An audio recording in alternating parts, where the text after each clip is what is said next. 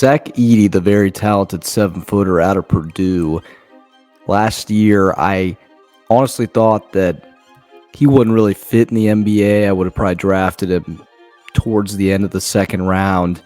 And I think that after this year, watching him through the tournament, watching him through the season, I think that I've changed my mind on a lot of the stance because I think he honestly has improved to a point where I think he could actually be a very valuable asset to certain teams in the NBA. So I would now that I'm thinking about it, I would draft him anywhere from probably like the 18th to like the 25th pick, somewhere in that range. If I were like an established playoff team maybe, or a team that is kind of like a piece away, I think that he could be a useful talent in the NBA. And I don't think that's that far-fetched to think that he could be good in the NBA, because you got to think about it.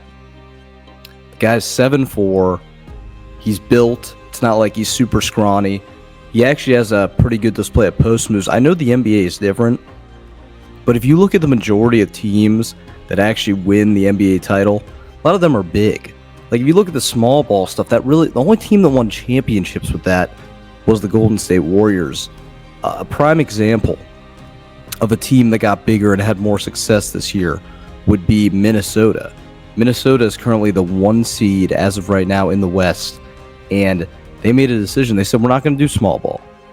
We're going to have the 7-footer Karl Anthony Towns, and we're going to bring in Gobert, who is like a traditional big. Gobert doesn't score a lot of points. He's got no jumper, and they're the number 1 seed now through doing that technique.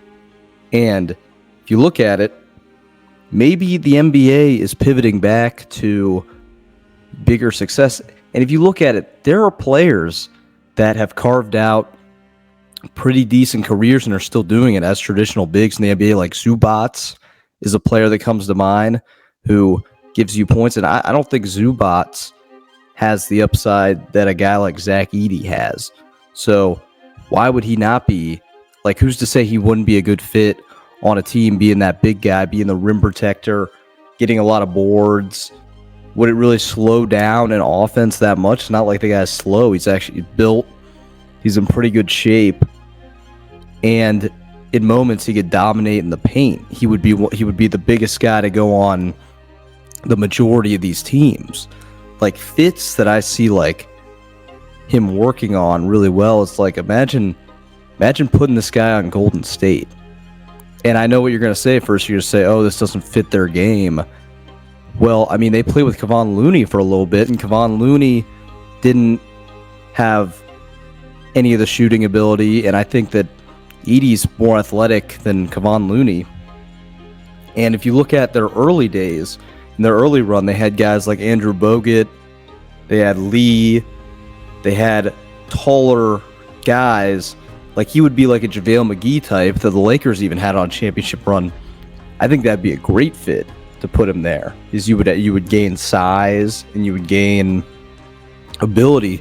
So I think there's a high number of teams where he could work out. That's why I think if I'm selecting Zack Edey, I think I would pick him between 16 or 18 to like 25 is where I would definitely take a flyer on this guy. I don't think he's a second round pick. I think he's a late first round pick.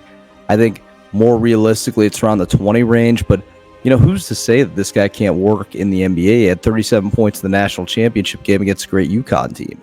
He dominated the tournament. And I know men's college basketball is different, but you really got to start looking at these things. I think Zack Edey could be a pretty solid, like 10-plus year pro. I'm not saying he's going to dominate the league or anything, but he could be a consistent pro that you can go to and a valuable asset on a team. And you also have to factor this upcoming draft is projected to be one of the worst talent drafts that maybe we've ever seen in the NBA. So, yeah, I think that anywhere from 16 to 25 is the range where I think he should go in the first round, and I think he could be a solid, like, 10-plus year pro.